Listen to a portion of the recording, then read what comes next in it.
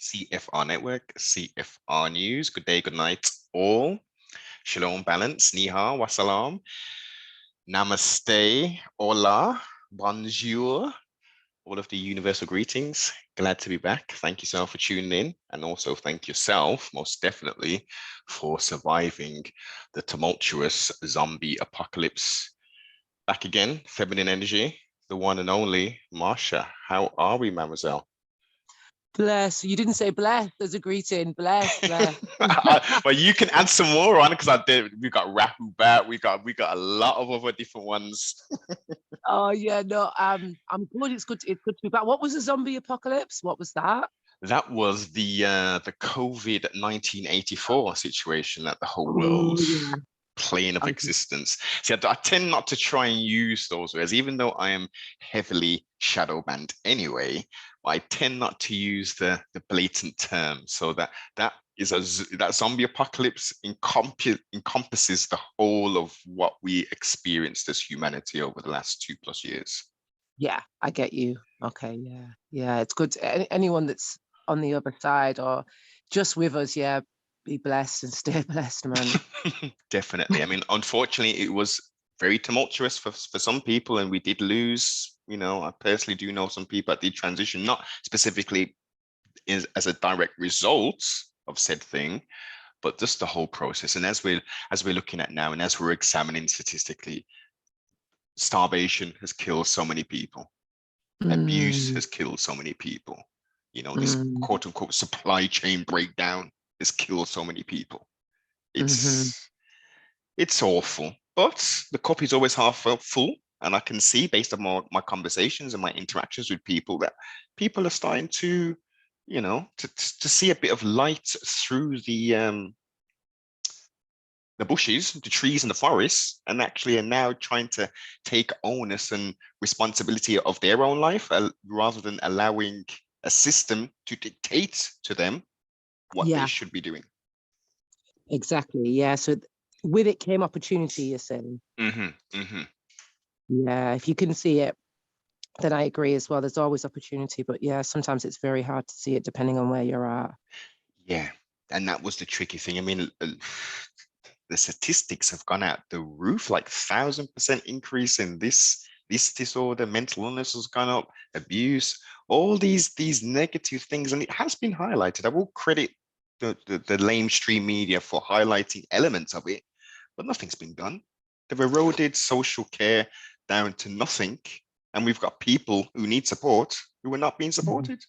And mental health services as well, which didn't get like the same amount of attention as, if you like, your mainstream hospitals, but how they've really suffered and struggled, and people struggling in silence or feeling that they're in silence anyway. Yeah. So we're here to trustfully, and as we do within our lives, as we try and manifest this physically, is to try and give options and try and look at the brighter side and give people some potential solutions, not just doom and gloom kind of thing. So before we expand the conversation further, how have you been, young lady? It's been a while since you've been on. You've finally been able to utilize said passports as well, quite of recent. So let's have a bit of a catch up, man. How have you found the zombie apocalypse and stuff, and coming through on the other side and stuff? I think for me, because I just worked through the whole situation because of the type of work that we do supporting the community, there was no stopping. So there wasn't really a chance to sit and ponder on it, really. It was just a case of let's get through, head down and get on with it type of thing. But I think when lockdown began to lift and things like that, I began to feel tired. That's when it came. That's when I began to feel tired, because food deliveries is really hard work. I don't think I realized how hard that was. So then when lockdowns began to lift and there was a little bit more flexibility, and I thought I need a break. So I took booked a last minute kind of trip and went to Barbados, man. Which was glorious, just exactly what I needed. Everything I said on the plane, which is I'm I'm going with good energy. I'm going to attract good energy and be surrounded by good energy. That's exactly what happened. Good. 100%. Mm-hmm. So power of the mind, manifesting what you want, staying positive, like you just said there. So I went a solo trip, first time as a solo traveler. How And was that? Let's unpack before we get into the detail of your experience traveling and the beautiful island of Barbados. Solo traveling as a melanated female as well. How yeah. did you find that? Do you know, again, it's because I felt good about the whole situation. You know, there was nothing that said to me, oh, you need to check on this. And I stayed in guest apartments as well. I wasn't in hotels. Okay. So I was out, you know, in the community amongst Yes. people, which is what I wanted, you know, as I deliberately set that up. So, but I tell you what did happen is I can't remember what night it was. I might have been there 4 days at this point. And I read a thread on Twitter. It must have been about 2 o'clock in the morning. So bad idea maybe, but I read this thread about this lady who had had a horrendous experience solo traveling in Tanzania. Ooh. And from that thread, there, but you know, what happened was just horrendous. And from that thread, another lady set up, you know, Black women solo travelers. Ah. Yeah. So, and then everyone could add their experiences of solo travel as Black women, and I'm still part of that group. On Twitter. Excellent. And yeah, it is really good. But reading that thread, I just thought, wow, that is terrifying. But I didn't take that on board for where I was, because where I was just great energy. Yes. Yeah. So me personally, if you want to do it, do it. If you, I wouldn't have wanted to go on that trip if I'm speaking in truth with anybody other than myself. I wanted to go and be me, in that environment, and I had such a good experience because of that. So don't wait on friends. The last trip that I went on before lockdown, I went to Jamaica with an acquaintance who I'm not an acquaintance with now. And I really wish I'd gone by myself. Like, I know that might sound, I'm not trying to, you know, person's name not being mentioned, they're going and do their thing all good. But I wish I'd gone by myself. So this was that chance, and I loved it. And that shows your own personal development and growth, that you're able to, number one, have the courage and your convictions to solo travel. It's not like, oh, I'm just going to go to London for the weekend on my own. You're literally going on to another place, another country. So that in itself is a massive thing. I salute anybody who can, number one, solo travel, and the people who take up from other countries and move to another country to set up a new life. I think that in itself is one of the most difficult things anybody could do. But so many people do it. Yeah, exactly. And to be honest, while I was there, you know, it making me feel it more and more. It's like, it was like a get out situation. However, what I will say is, yes, Barbados is a majority Black country, and I love the people and I love the energy. Them are my people still. Yes. But there is still, without doubt, racism is kind of built into the landscape, if that makes sense, through the plantation houses that remain, and then the new sort of kind of colonialism that's going on there. And yet, you know, like, unlike Jamaica, I find like Jamaicans are much more, I suppose, straightforward about speaking about the history of Jamaica and fighting back against that system. Yes. Whereas in Barbados, much love to the people, I didn't feel that as much. There seemed to be more of a higher level of acceptance. Yes. Let's get on with it now, kind of thing. Yeah. Yeah, let's get. And so me coming from here, where I have, I suppose, like a privilege in England, that I can raise my voice, I will say something. I went on a rum tour, and that was the only, I did 2 tourist things while I was there. One is I took a trip to Harrison's Cave, which was totally worth it. The other was the rum tour, and I shouldn't have done the rum tour. And I knew when I got on the bus what was going to happen. You know, when you get on the bus, you're like, oh, no. Marsha, listen. We all thought about it. I've been to Barbados how many times? Pardon self. And we all thought about taking that tour. You know what I said to the woman? I said, you should call this rum tasting, not rum tour, because in my mind, I was thinking one thing, and then when we got here, I pretty much knew what it was going to be. But I think what I struggled with the most, I had to leave actually, Oh for real. man. I had to walk out because we went to this bar area, and in the room, so there was like 2 bar areas, and we were waiting in the hall outside. And I'm looking at the information about Yes. rum production in Barbados, and I'm not seeing a big chunk of that. You know, there's a And big chunk missing. yes. I'm looking at the walls, and there's you know, there's pictures of colonizers and this and the other. And I'm thinking, okay.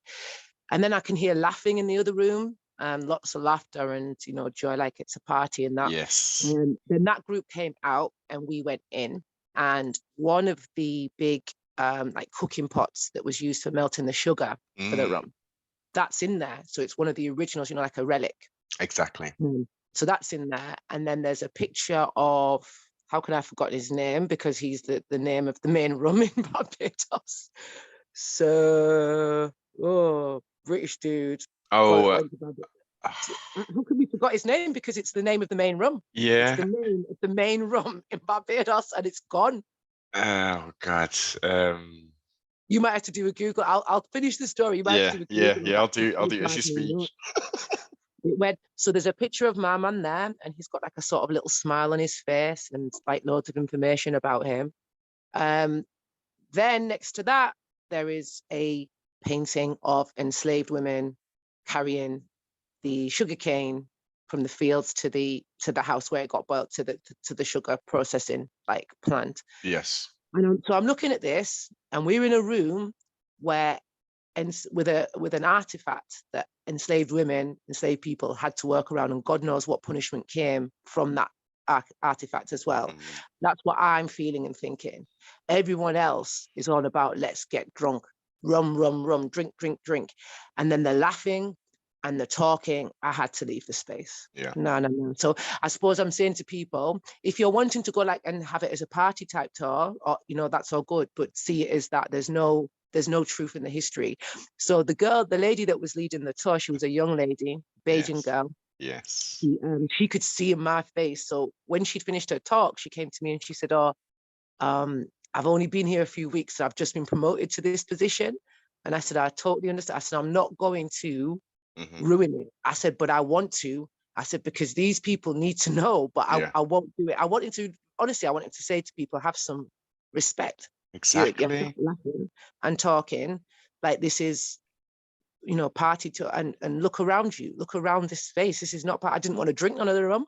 Mm, So I did drink rum when I was there, but I didn't want to. In that tour, it was a mistake. So I came out of the tour, left the people in there, and we had a guy who was doing the driving for us, who'd been hired through the tour company. yes.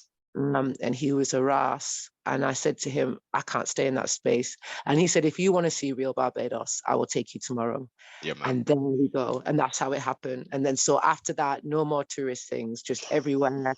That ras took me all over. I saw the whole of Barbados. I saw the whole of Barbados in a few days, because he took me everywhere. His energy was on point. He told me that, you know, what really goes on with regards to the Yes. tourism industry in Barbados, expectations from Western and American tourists. Yeah. Mm, The mm, turn down service thing, and yes, the mhm. hotelier situation, which in essence has the island on a with a chokehold in essence, because that's the main way for people to earn money as a handyman, as to clean the seaweed off the beach, to to Yeah, changing the clothes, the bed linen, etc., security and that. There's exactly. not much opportunity, unfortunately, outside being an independent vendor. And that was very tough over the last 2 years. You couldn't even open up. They literally shut everybody down unless you was a You know what? major corporate. Do you know what? Ah, there you go. See there. So I'm talking to, so where I went to my I don't know, my second day, um, I was talking to a group of Beijing people on the beach, and the segregation on the beach is not there, like as in there's a line, Mhm. but where if you like, Beijing people stand at the beach and tourists, they're separate. They know they go separate places. So I was stood talking to some Beijing peeps, and I said, where do you go for food? So they took me, and it's the shacks at the end of the strip in Oystons, and they're not pretty all painted, you know, Yeah. they don't have like sleek window and air conditioning, you got from there for, what is it, 12 Bajan dollar. So what, like £5 English. 5, yeah. Yeah, fish food, box food. Hmm. You got a big piece of dolphin, not flipper. Yeah. Maui, Everywhere they Maui. go, they say, not flipper. There you go. You got a big piece of that. Lots of veg. I mean, I went a bit mad with the macaroni and cheese, and I had to cut that out after about day 4 for real. I had to cut that out, but loads of macaroni and cheese, like pasta salad, Hmm. all of that. But so those were my people. That's where I went to eat. If I was getting food during the day, that's where I would go to eat. Which And beach was speaking to this? This was the bottom end of Oystons, Oystins. Yes. Okay. yeah, Miami Beach as well, Hmm. same thing. But so I'm talking to the locals, and they told me that during lockdown, the only businesses, food businesses, that were allowed to stay open were the corporations from Yeah. America. So KFC Yeah. was allowed to stay open, and some other like franchise ones. And And I just said, there you go. mm, So they weren't able to make any money during none. that time. There was a literally, if you look at, and as listeners, I suggest you at this moment pause or open up another window and just Google. Like shop owners were being arrested, they were being taken to court and levied with crazy fines. Yes, yes. And without any money to pay the fine. Yeah. It was just, yeah, it was so, you know what, I loved off the people. I Hmm. really did. I stayed in 2 different guest houses, so I moved slightly because I wanted to see. My first guest house was in Silver Sands, and Oh, that's real South part, isn't it? That was quite quiet around there then, I guess. yeah, it was quiet, but the community, like from day 1 or 2, I was talking to some, because everyone says hello in Barbados, isn't it? Yes. So I was talking to some people in the community, and after that, I knew that they were keeping an eye out for me. Do you know what Yes. I'm saying? They were just making sure I was good. So obviously, I would go out late and go do some partying and some bar, and then come back, and Hmm. people were there making sure I got back okay. The driver would wait in the car park for me to open the door.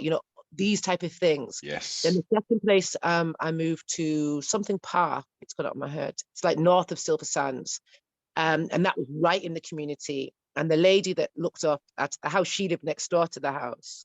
Hmm. And she was so lovely. And every time I went anywhere, the people just knew, and they were always like, hello, everything. Everyone knew where I was and watched out for me. The same with the vendors down at the beach. Everyone just looked out for you. I've just felt such love from people. But yeah, that situation in terms of the economic setup there Yeah. It's was really, tricky. yeah, very tricky. Yeah, because as Mhm. you say, people need to make money, so it's not about me looking down on anyone who works in the tourism industry. Yeah. I think what I find embarrassing is the way that people, when they go on holiday, can carry on. Oh yeah. What are you Privileged. doing? Yeah. Gosh. The What are you doing? expectations are just like it's of course everyone works hard to get excess money to go on vacation. We get that. But when you go there, people seem to take a level of, okay, because we're in a quote unquote third world, you must wait on your hand and foot. I say it like this. I feel like some people think that they're getting enslaved people for the week. Yeah. It's that level of disrespect, for what, like, talking to some of the ladies, that there was quite a lot of ladies there from Jamaica, Mhm. who were cleaning in the hotels, and then there was a bar that they'd all go to sometimes, so I would sit and talk to them women, because I love them. They were a joke. But and the things that they were telling me, about how people leave their hotel room, Oh yeah. um, and honestly, I could not look those women in the face if I left Mm. my room in such a way. Why would you behave like that? No. I just don't. It's It's I know it's weird because to me that shows that you don't respect yourself or other people, because that's not true. surely you're going to leave the place how you found it. Maybe not immaculate because you don't have hoovers, etc., but you're not going to have everything all over the floor. Like I've But it's seen not. it. You know what it is as well? It's like proper duttiness. Mm. So this is like, so that they leave the room for the day. Obviously, the ladies go in to clean it because it's in the hotel. Mhm. And they leave it like, oh, when we come back, we want, you know, all fresh towel, our beds done down Yes. to the. But I'm talking about things like soiled Yeah. towels on the floor and things like that. Like, what are you doing? Why would you do that? Would you do that in your own house? Surely not. So at the very least, basic hygiene Yeah. should be, and there's not even any of that. And I feel like if these were not Black women going in the rooms and cleaning, there might have been a little bit more respect, you know, so Oh that, yeah. yeah, there was this like really heavily racialized treatment of people that I really got to watch and observe, probably because I was by myself, so I was doing my own thing and I was doing a lot of observation as well as talking to Observations. them. Yes, indeed. Yeah. And that's the thing to do. It's always best, especially on a new island, a new destination. Just observe, just sit and look at the pace of life, what the interactions are. You can see a whole lot in 20 minutes. Just You really looking. can. You really, really can. You really can. You can learn so much by sitting and watching and not getting right in the thick of it, you know, like, because if you go there with other people, it's like, let's go here, let's go there. But Yeah. sometimes it's good just to sit and watch. And then I met a lot of people that way. I mean, even though I went by myself, I can say this now, I never stopped talking. I Mm. never stopped, because people were just talking all the time. And I think because of my energy is, This is it. This is the thing. And when I'm out there and when I'm anywhere, when I see a lone traveler, I will, especially female, Mhm, and you mhm. again, it's about the energy. I'll always say, hi, you know, hi, how are you doing, kind of thing, you know, where are you from? And generally, it'll always be, I'm from the UK. You hear the accent or you see the look, and you think, oh, they must be from over here, kind of thing. So Yeah. it's refreshing. It's refreshing. Yeah, exactly. So if you go with that kind of energy of openness, respect, humble yourself, Mhm. then you meet some you meet some amazing people. And then I think by day, you know how tourists can get harassed on the beach and things. By day two, I was classed as an official beige, and they were like, "She a beige." And then no, you know, every morning when I would go down talking to people, there was no like, do you want to buy this, or do you want to take that, or Mm. do you want to finish it? Nothing like that at all. I just, I was just so grateful. I really was grateful for the whole experience. But yeah, the way that and what I will say is as well, those food shops, the ones that I would go to, struggled to get Mhm. people, if you like, tourists, to go to those ones. And they were in the middle of the food market, I would call it. Yeah. There was a big, like, sort of chicken franchise. It sold other things, but it was a big chicken franchise. And all of the tourists, without fail, would walk straight to there. To And Chefette. We're talking about Chefette. yes, yes, Okay. yes. And the queue for there was down the road. You know, people waiting, even though there's all these food shops selling food half the price, you get more good Yeah. food, and Mhm. they're all queuing for here.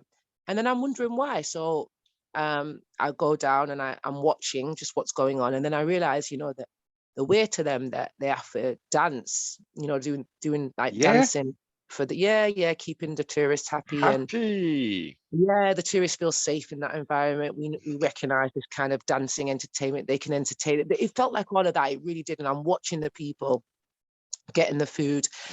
Um, my favorite shop. Shout out to Reza. Shout out to Reza. My favorite food shop. One day I'm sitting there eating my food, and then I realized there's a lot of tourists stood, you know, looking at me. And this one lady came over and she said, I mean, obviously I'm a tourist, I know, but she come over and she said to me, oh, you know, your food looks really good. What is it? So I told her and I said, oh, you know, it's good food. Come and sit down and get your dessert. So I just said that to her. So this whole table came and sat down and got the food. Mm. And my man said to me, he said, you know, if you did that every day and sat at the front, he said, I would get more customers. Of course. One because of your skin tone, but Yes. then yeah, the colorism is bad. I know. There was loving you, Marsha, out there. I bet the man them were. You know, I said I'm going to come back to that story about the work, but the issue with that. But one night I wanted to go for a little drink, but I didn't really want to go to a big crazy bar. So when I got into the car for the driver, I said to him, I want to go somewhere where I won't really get like harassed. And he looked in the rearview mirror and he went, "You've come to the wrong And it, country." and it.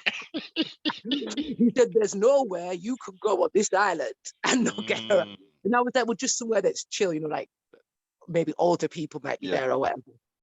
But yeah, that's what my man said. He said, if you came, he said, you could have a job for the summer, just getting tourists to come and sit and eat where we are. And it's crazy how that works, but it's true. He was telling the truth. Yes, 100%. But one thing I will say, Chefette, you know, it's trustfully, someone maybe can be able to correct me, but I'm sure that Chefette is actually a melanated owned business. Oh no, I think what I'm saying is though it was the setup of it. So Oh, of it's not just course. that it was a melon, it was the fact that it had been designed to appease white Yes, tourists.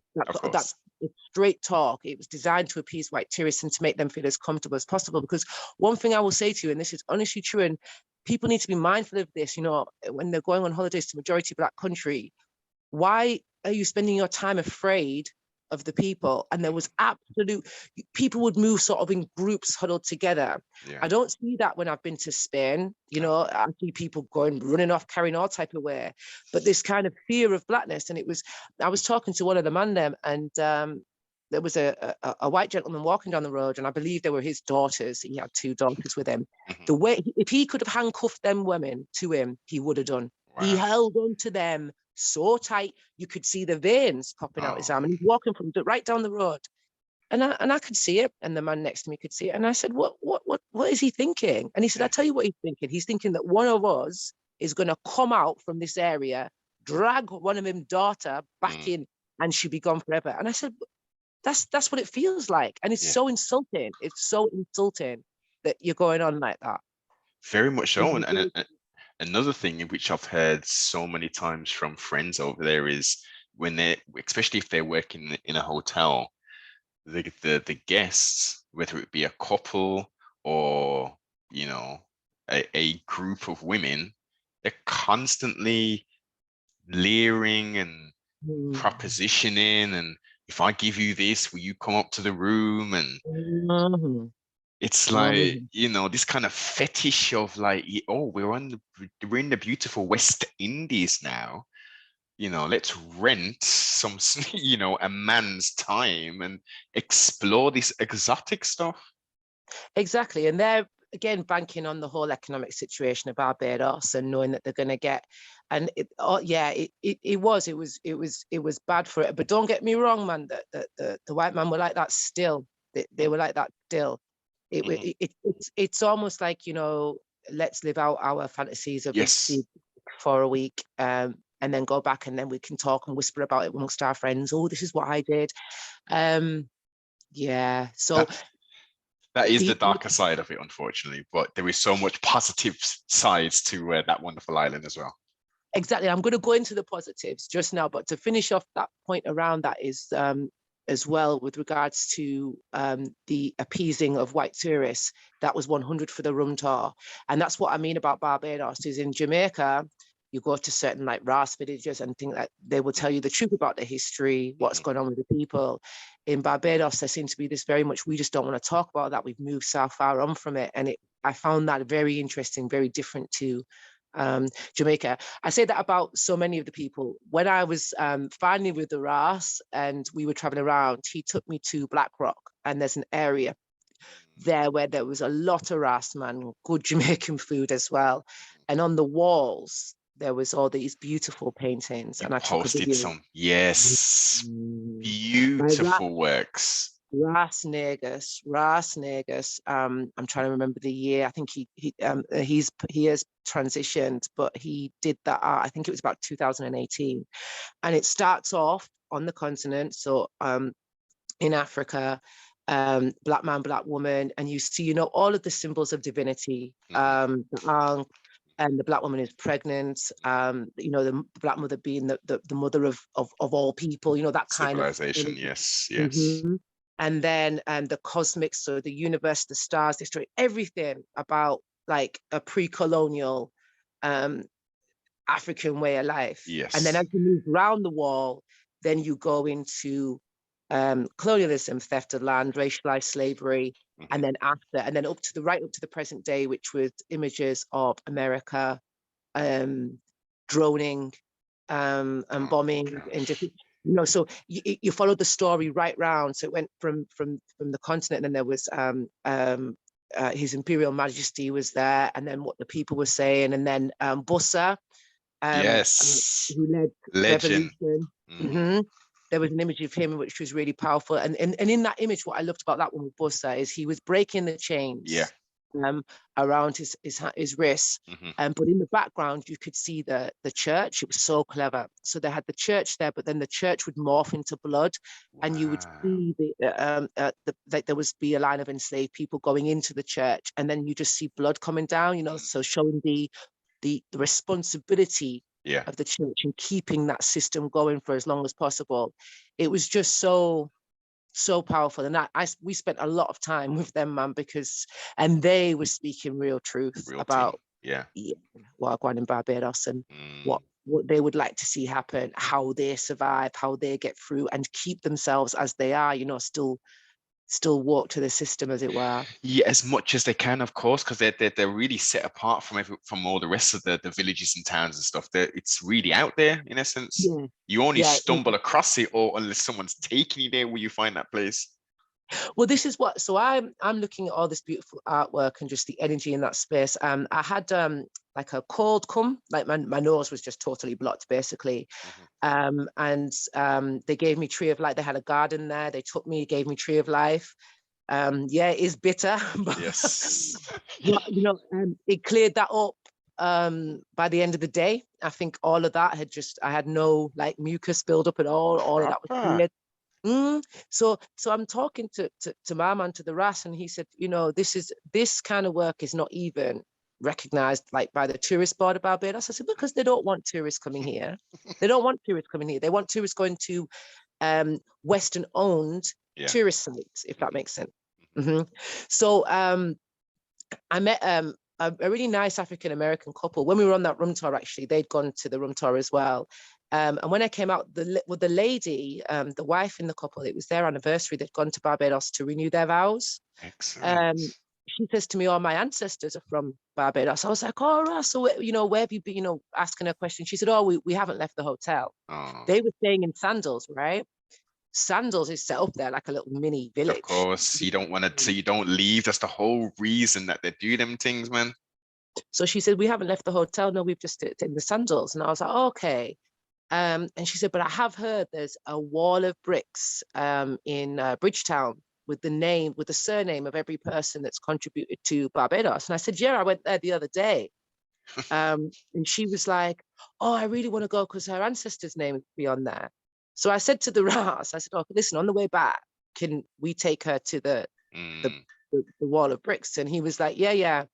So took her to the wall of bricks. She found her ancestor and she started crying. It was really emotional for her. Imagine. She found her ancestor's name. She took pictures with it. And then she get back on the bus and she was saying, "Oh, thank you so much. Thank you so much." And then we dropped her at the hotel. Do you know how far that wall of bricks was from her resort? It was about a 10-15 minute drive, right? From recollection. Yeah, about a 10-minute drive. Yeah. If she'd have just come out of Sandals and walked down to the bus stop, got the van, you know the van? Yes, the little $3 bus. Yes, we know how to talk. Got the van. She'd have been there. She could have spent, you know, some good time there because our driver had to get back, you know, but she could have spent some good time there, or she'd have left Sandals. But no, she wouldn't do it. And she had ancestry from Barbados. It was so...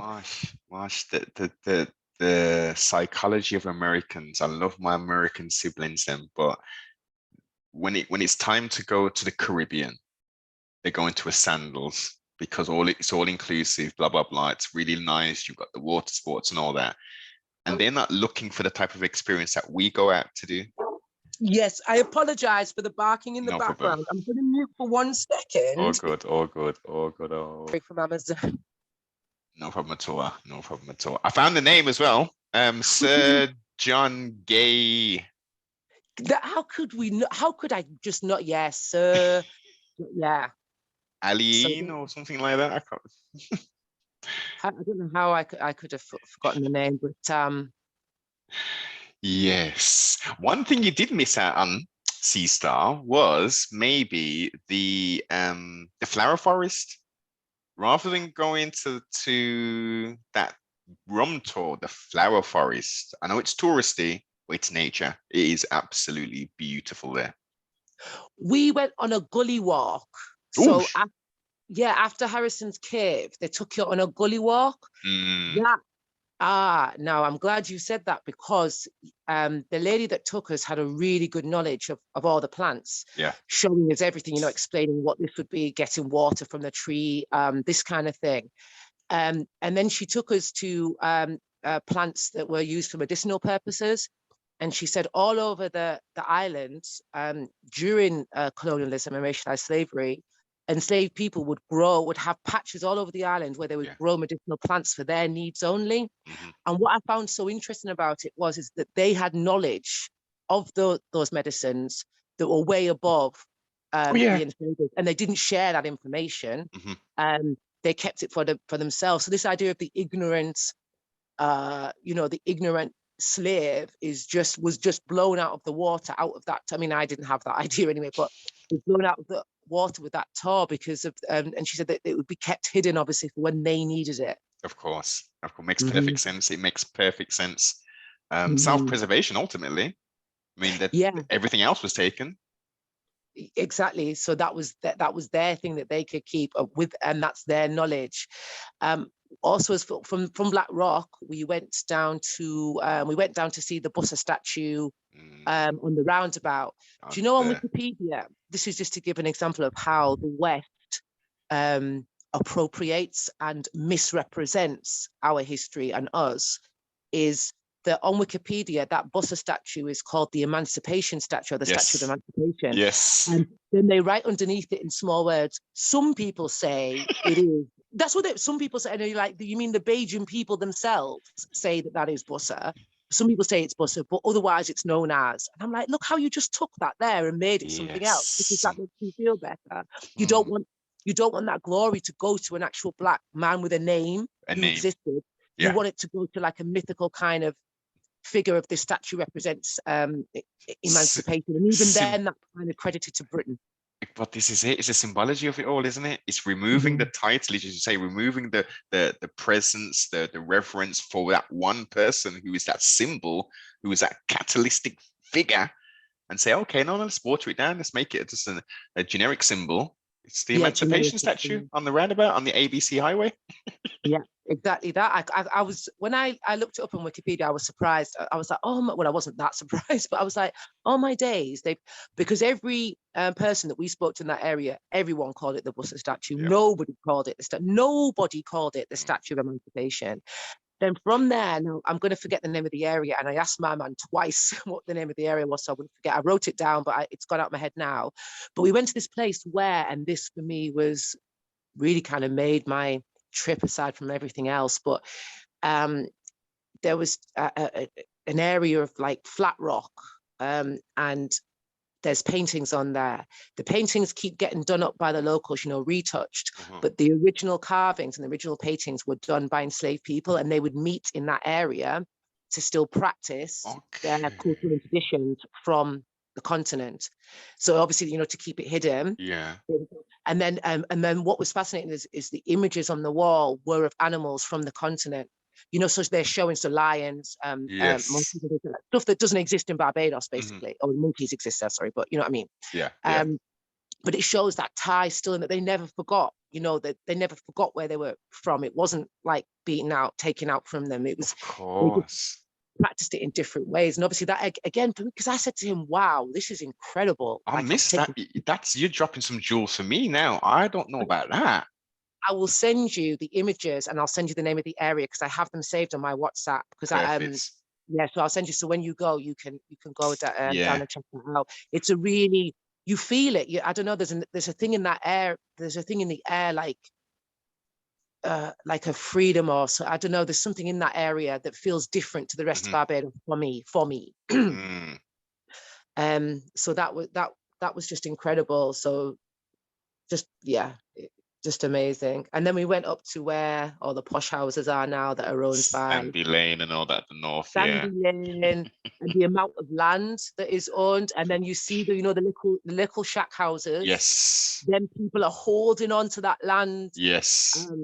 But you've got to be realistic. This is what the Ras said to me. He said, say the old lady that owns that property there, she holding on to it because she was born there, her sisters were born there, blah, blah, blah. But when she passes and it goes to the children, he said they will, the Western dollars or Chinese and increasingly North Asian as well, will come in and their children will sell it.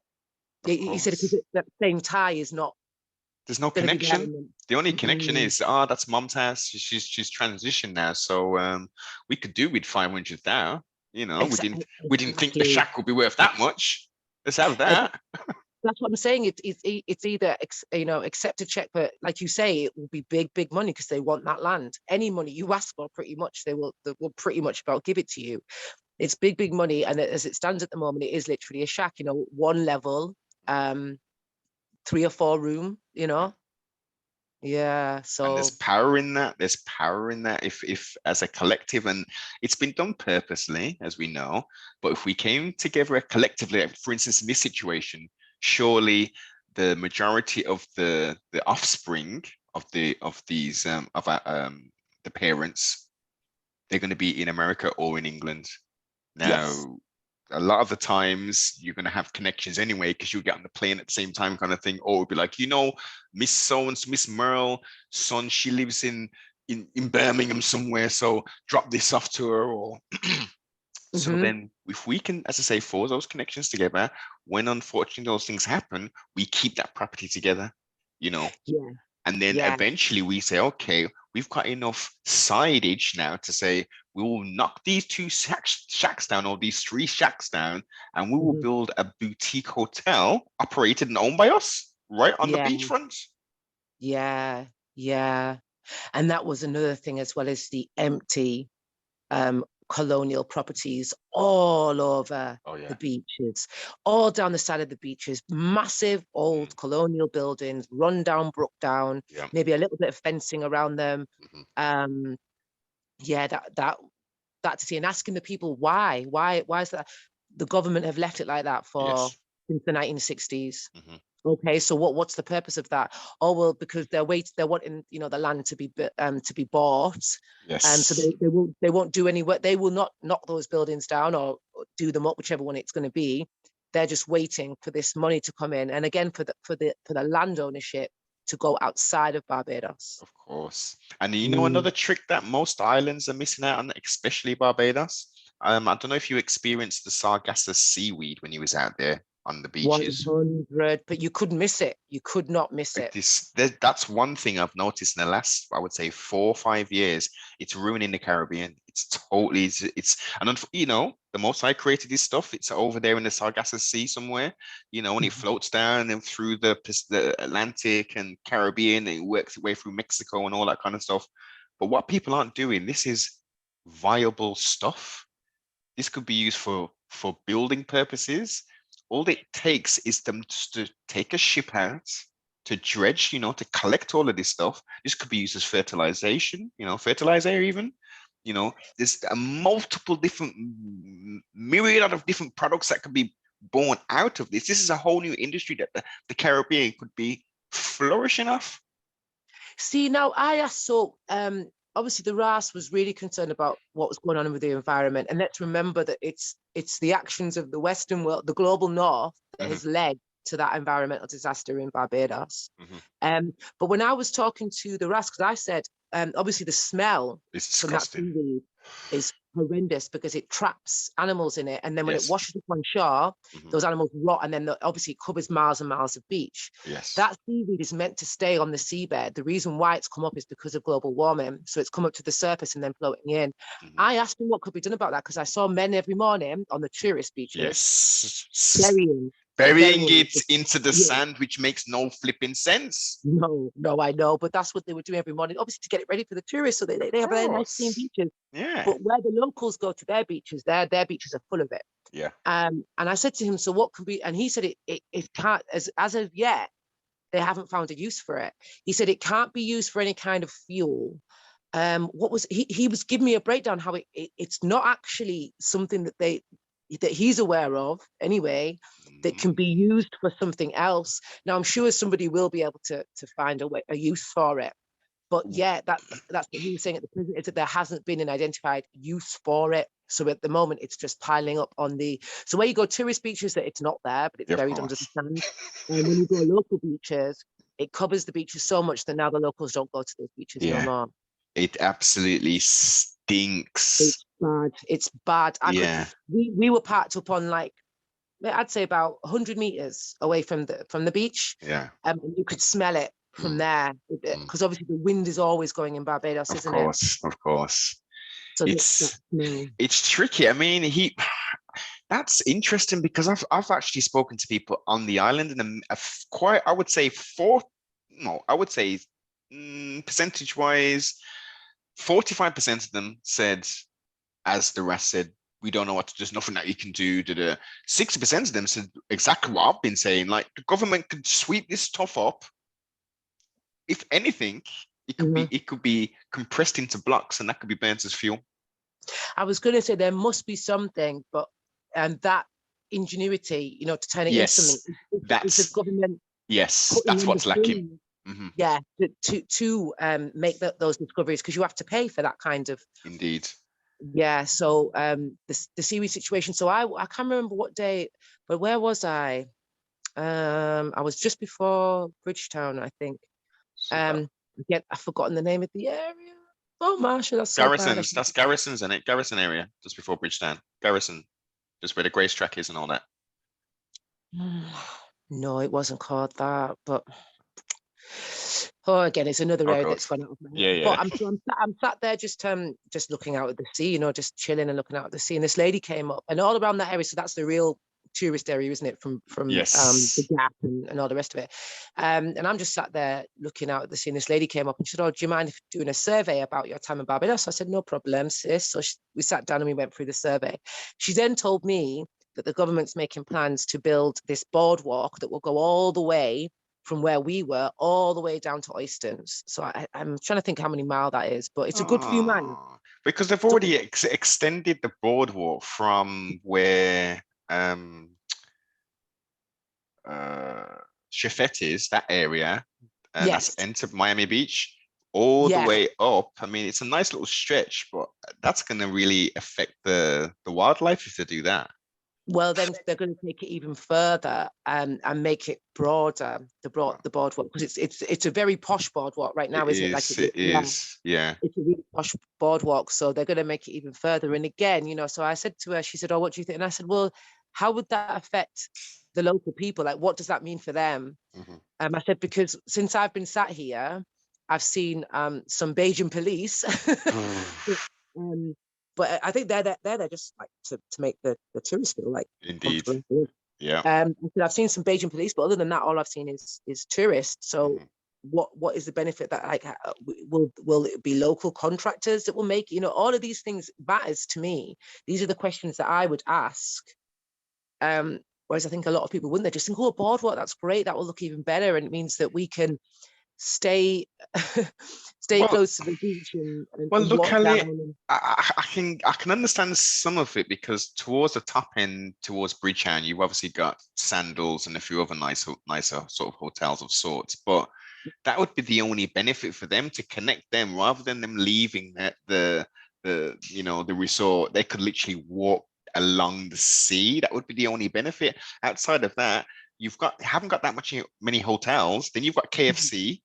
And you've got all of like retail outlets and all that kind of stuff. You've got one hotel.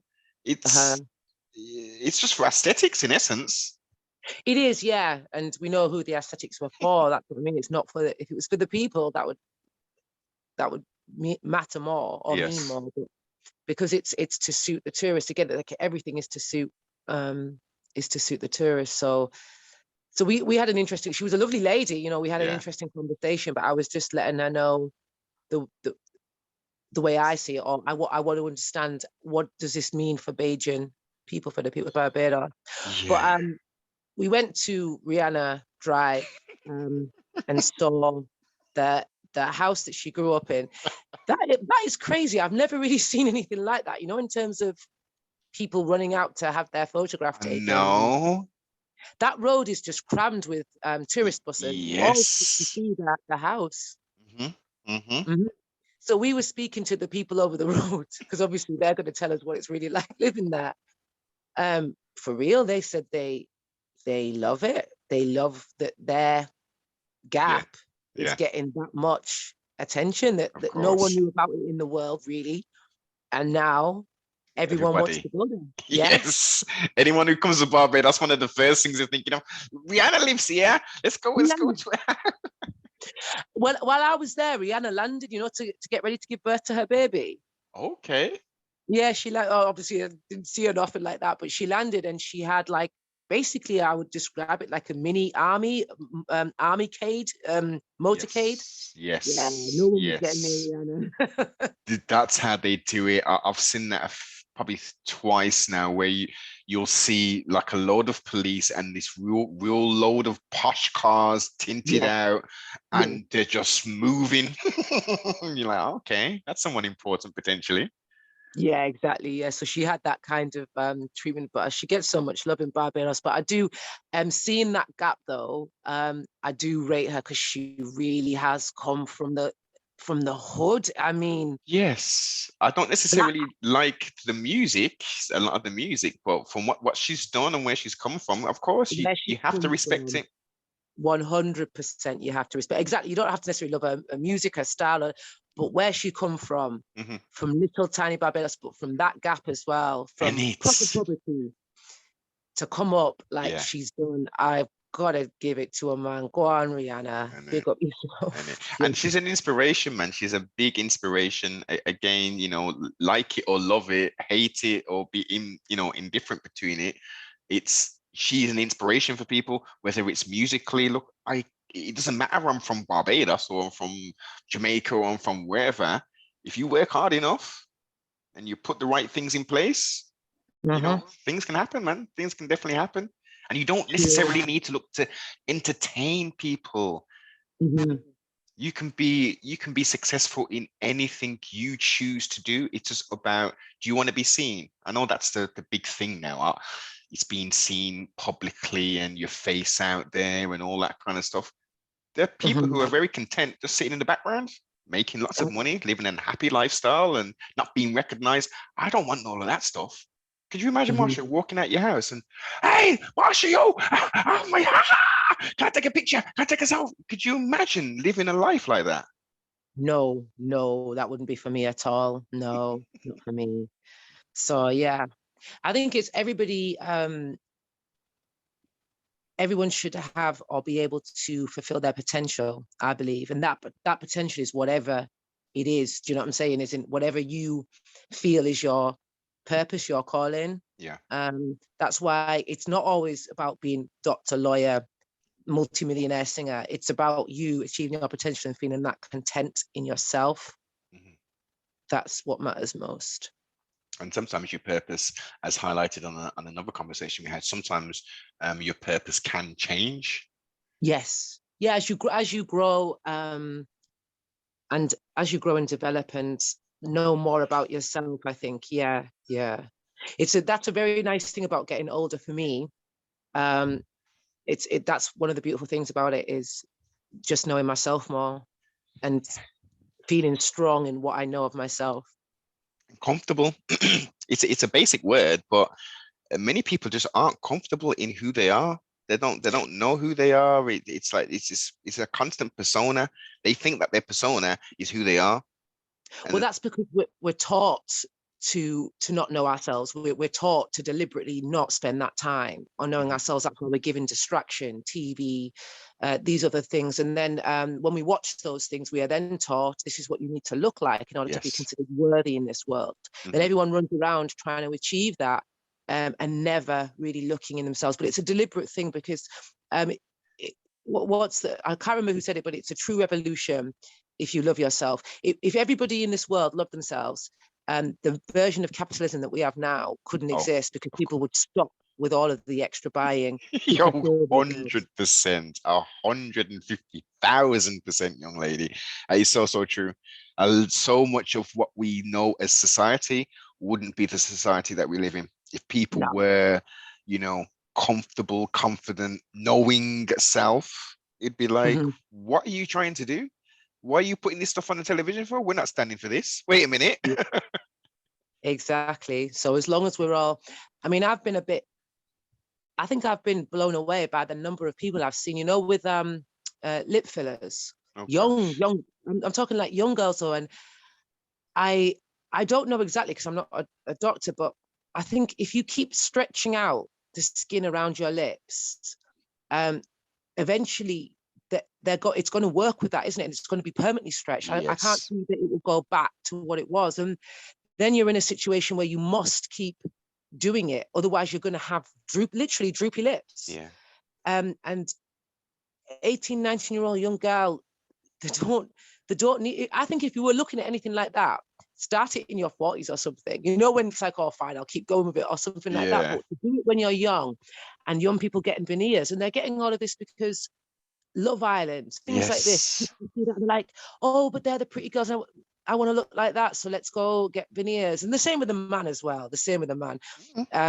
The whole totally smooth body, waxed out, veneered teeth and that. I honestly look at them, man, and I can't really tell the difference between them. They just look like they've come out of a machine that makes people for Love Island. And they're all got the same plastic cast. They just might change skin color or hair texture. And add tattoos, different style tattoos and sleeves and all that kind of stuff. Yeah. Yeah, man. Yeah. 100%. And I can't believe like how much people are in it. I mean, it's not like what you like, but you know what it is. It's because it's a combination of many different things. I mean, obviously, that is aimed at a certain demographic, but we know because of younger people wanting to experience things of an older sort of audience, they're going for it. So yeah. it's just magician work. It's bloody magician work. It's yeah. Well, it's just another distraction. It's just another distraction that does the job partly of capitalism, because then, like I say, people look at it, they want to buy things, whether that be surgery, clothing, whatever, to then look like that, because they think then I will be really happy. And of course, then when they get there, they're not. And then it needs more and more and more. And all that time, they're not looking at themselves. But like you say as well, it is aimed at a specific demographic. It is aimed at a specific demographic. Yeah, and it's when we were, I guess, younger, there was something aimed at us, but they pushed the boundaries further and further and further. Well, I think we kind of had the Big Brother house, wasn't it? I think I was at uni when no, maybe a bit older. I can't fully remember, but we had like Big Brother. And again, like you're watching that when it wasn't the celebrity one, when it was supposed to be like ordinary people. Exactly. For attention, to have some kind of career based on that afterwards. Yes. Well, no, I'll be honest. I was thinking, I remember a lady doing something with a champagne bottle on the lawn. Yes. Remember that there. And I think, I don't know, maybe a year later, that's what she's known for. And she said it was one of the worst mistakes. But again, this is what they do. And you think about it, you've got these, before they get on there, March, you've got these producers and assistants and all that. It's casting. You go through casting. Exactly. And if you don't act as they want, then you're not going to get on the program. Yep. So if you're more likely to have sex on camera, you're going to get on the program. Simple. If you're more likely, to have a fight with somebody, there's also a good chance you'll get on the program as well. Anything that will bring up the ratings. And when I do talks in schools, one of the things that I do is I try and show them how the media teaches them to see others and themselves. And I use Love Island actually as the example. And what I do is I have on the slide pictures of the years of the cast, so different years of Love Island cast. And what I do is I say to the young people, have a look at this. What do you know what this is? And they'll go, oh, yeah, some of them are people from Love Island. And I'll say, do you know which series any of these were from? They're looking. They might remember the last one, the series that's just gone. And I said, have you noticed anything else? And when you look at all those pictures next to each other, and that's when they say they all look the same. Yes. I was like, they all look exactly the same. I said, so what does that tell you? It tells you that the people that make the show have selected these people. It's not because these people walk around. They've selected these people for a specific purpose. But ultimately, they want to teach you that you need to look the same, and it just breaks down that conformity. Yeah, and that media teaching, I think. Interesting. Mm. Another wonderful conversation, young lady. Anything know, else yeah. you want? Anything else you want to add before we wrap up? No, I don't think so. We're at an hour, isn't it? That went by so Yes, fast. it always does, man. He always does. It always flows like water. Trustfully, the listeners and the siblings have been edified and have enjoyed the conversation. I will put your social medias down below in the description. Thank you so much for your time. And I look forward to our additional catch up. Of course, man, definitely another catch up. And thank you for thinking of me and inviting me to come on again. It's very grateful. Thank you. You're most welcome. Make sure, if you've enjoyed, comment, like, subscribe, share. 5-star reviews would be very much appreciated. Thanks to all of the Podomatic listeners. That seems to be the highest category, Podomatic, and then iTunes, I think, then Spotify. So thanks for all of your continued support on there. If you haven't, check out the YouTube channel, which is heavily censored. Do subscribe over there and check out the content. And if you've enjoyed Marsha, as you always should, go and support, follow over there on the old social medias and stuff. Excellent, man. Thank you.